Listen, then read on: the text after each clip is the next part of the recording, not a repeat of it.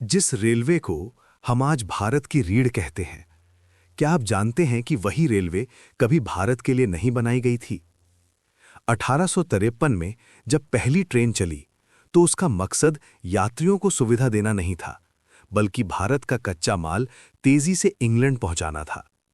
जिन पटरियों पर आज करोड़ों भारतीय सफर करते हैं, उन्हीं पटरियों के नीचे हजारों भारतीय मजदूरों का पसीना और खून दबा हुआ है। अकाल के समय जब भारत में लोग भूख से मर रहे थे, तब वही ट्रेनें अनाज लेकर बंदरगाहों की ओर जा रही थीं, राहत के लिए नहीं, निर्यात के लिए। सवाल ये नहीं है कि रेलवे ने भारत को जोड़ा या नहीं, सवाल ये है कि रेलवे किसके फायदे के लिए बनाई गई थी। आज हम जानेंगे इंडियन रेलवे का वो सच जो इतिहास की किताबें पूरी तरह नहीं बताती। विकास या शोषण। भारतीय रेल आज भारत की पहचान और अर्थव्यवस्था की रीढ़ मानी जाती है। हर दिन करोड़ों लोग इसके जरिए यात्रा करते हैं और देश का व्यापार, उद्योग और रोजगार इससे जुड़ा हुआ है। लेकिन ये तस्वीर अधूरी है, क्योंकि जब भारत में रेलवे लाई गई थी, तब इसका उद्देश्य न तो भारतीय जनता की सुविधा था और न ही देश का विकास। इस सच्चाई को समझने के लिए हमें 19वीं सदी के भारत में लौटना होगा और ये देखना होगा कि रेलवे क्यों लाई गई, किसके लिए बनाई गई और इसका सबसे अधिक लाभ किसे मिला। भारत में पहली रेलगाड़ी 16 अप्रैल 1853 को बॉम्बे से ठाणे के बीच चली थी। ये लगभग 34 किलोमीटर का सफर था। इस रेलवे लाइन को ब्रिटिश ईस्ट इंडिया कंपनी ने शुरू कराया था। उस समय भारत में न तो किसी जन आंदोलन ने रेलवे की मांग की थी और न ही भारतीय शासकों ने इसे प्राथमिकता माना था। ये योजना पूरी तरह से ब्रिटिश शासन की आर्थिक और राजनीतिक जरूरतों से जुड़ी थी।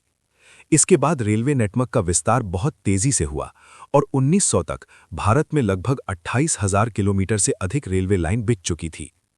ब्रिटिश संसद के दस्तावेज बताते हैं कि ये विस्तार दुनिया के किसी भी उपनिवेश की तुलना में असाधारण रूप से तेज था, जो अपने आप में ये सवाल खड़ा करता है कि अंग्रेजों ने भारत में रेलवे पर इतना बड़ा निवेश आखिर क्यों किया। ब्रिटिश सरकार के लिए भारत एक उपनिवेश था और उपनिवेश का मूल उद्देश्य था अधिक से अधिक मुनाफा कमाना। रेलवे उनके लिए एक ऐसा साधन बनी जिससे भारत के भीतर मौजूद कच्चे माल को तेजी से बंदरगाहों तक पहुंचाया जा सके। कपास, कोयला, गेहूं, चावल, जूट और लोहा जैसे संसाधन रेल के जरिए बॉम्बे, कलकत्ता और मद्रास जैसे बंदरगाहों तक पहुंचते थे और वहां से इंग्लैंड भेज दिए जाते थे। वहीं दूसरी ओर ब्रिटेन में बनी फैक्ट्रियों का तैयार माल रेल के माध्यम से पूरे भारत में बेचा जाता था। इतिहासकार रोमेश दत्त और दादाभाई नवरोजी ने इसे भारत की धन निकासी यानी ड्रेन ऑफ वेल्थ का एक महत्वपूर्ण माध्यम बताया है। इस तरह रेलवे भारत की अर्थव्यवस्था को आत्मनिर्भर बनाने के बजाय उसे ब्रिटिश उद्योग के हितों के अनुसार ढाल रही थी। रेलवे का एक और बड़ा उद्देश्य सैन्य नियंत्रण था। 1857 के विद्रोह ने अंग्रेजों को यह स्पष्ट कर दिया था कि भारत जैसे विशाल देश पर शासन बनाए रखने के लिए तेज और संगठित यातायात व्यवस्था जरूरी है।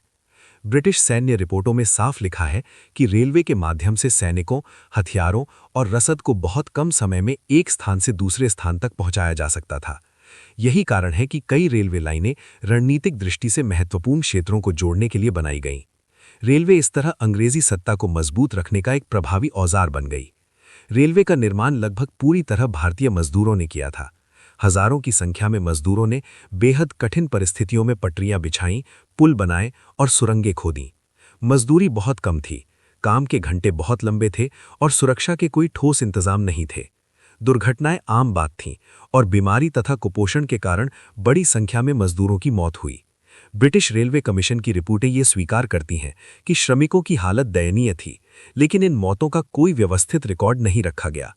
दूसरी ओर रेलवे कंपनियां ज्यादातर ब्रिटिश थीं और उन्हें ब्रिटिश सरकार ने गारंटीड रिटर्न सिस्टम के तहत सुनिश्चित मुनाफा देने का वादा किया था। अगर रेलवे परियोजना घाटे में जाती थी तो उसकी भरपाई भारतीय करदाताओं के पैसे से की जाती थी, जिससे असली आर्थिक बोझ भारतीय जनता पर पड़ता था। 19वीं सदी के अंतिम वर्षों में भारत ने कई भयानक अकाल झेले। 1870 से 1900 के बीच आए अकालों में लाखों लोग भूख से मारे गए। ब्रिटिश प्रशासनिक दस्तावेज और आधुनिक इतिहासकारों के अध्ययन बताते हैं कि इन अकालों के दौरान भी रेलवे का उपयोग अनाज को राहत के लिए नहीं, बल्कि निर्यात के लिए किया जाता था। कई स्थानों पर ऐसा हुआ कि जिन क्षेत्रों में लोग भूख से मर रहे थे, वहीं से रेल द्वारा अनाज बंदरगाहों तक भेजा जा रहा था। अमेरिकी इतिहासकार माइक डेविस ने अपनी पुस्तक में लिखा है कि रेलवे ने कई बार अकाल को कम करने के बजाय उसे और घातक बना दिया।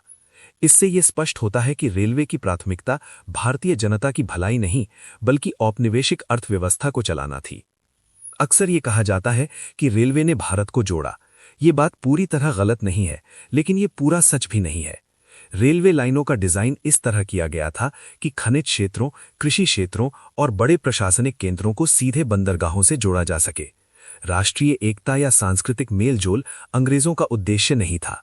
उनका लक्ष्य प्रशासन को आसान बनाना और आर्थिक दोहन को तेज करना था। इसके बावजूद समय के साथ रेलवे के कुछ ऐसे परिणाम सामने आए जिनकी अंग्रेजों ने कल्पना नहीं की थी। 20वीं सदी की शुरुआत तक वही रेलवे भारतीयों के लिए एक नए अर्थ में उपयोगी होने लगी। राष्ट्रवादी नेता रेल के जरिए एक क्षेत्र से दूसरे क्षेत्र तक जाने लगे। अखबार, पर्चे और राजनीतिक विचार तेजी से फैलने लगे। महात्मा गांधी की रेल यात्राओं ने उन्हें आम जनता से जोड़ने में बड़ी भूमिका निभाई। इस तरह ब्रिटिश शासन के हित में बनाई गई रेलवे धीरे धीरे आज़ादी के आंदोलन का एक महत्वपूर्ण माध्यम बन गई। 1947 में भारत की आज़ादी के बाद भारतीय रेलवे पूरी तरह भारत सरकार के नियंत्रण में आ गई। इसके बाद इसका उद्देश्य बदलने लगा। अब रेलवे का लक्ष्य मुनाफा कमाना नहीं, बल्कि देश की सेवा करना था। दूर दराज के इलाकों को जोड़ना, किसानों और मजदूरों को सस्ता और सुलभ परिवहन देना, रोजगार पैदा करना और राष्ट्रीय एकता को मजबूत करना इसकी प्राथमिकता बनी। धीरे धीरे वही रेलवे जो कभी शोषण और उपनिवेशवाद का प्रतीक थी, स्वतंत्र भारत में विकास और प्रगति का माध्यम बन गई। इतिहास के दस्तावेजों और तथ्यों के आधार पर यह स्पष्ट है कि ब्रिटिश शासन के दौरान भारतीय रेलवे का निर्माण भारत के विकास के उद्देश्य से नहीं किया गया था। ये औपनिवेशिक शोषण, संसाधनों की लूट और सत्ता को मजबूत करने का एक साधन थी। लेकिन आज़ादी के बाद भारत ने उसी रेलवे को नए अर्थ और नए उद्देश्य दिए और उसे जन कल्याण के लिए इस्तेमाल किया।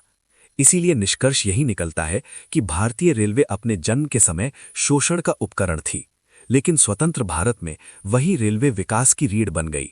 रेलवे स्वयं न तो अच्छी थी न बुरी। उसका चरित्र इस बात से तय हुआ कि उस पर नियंत्रण किसका था और उसे किस उद्देश्य से चलाया गया।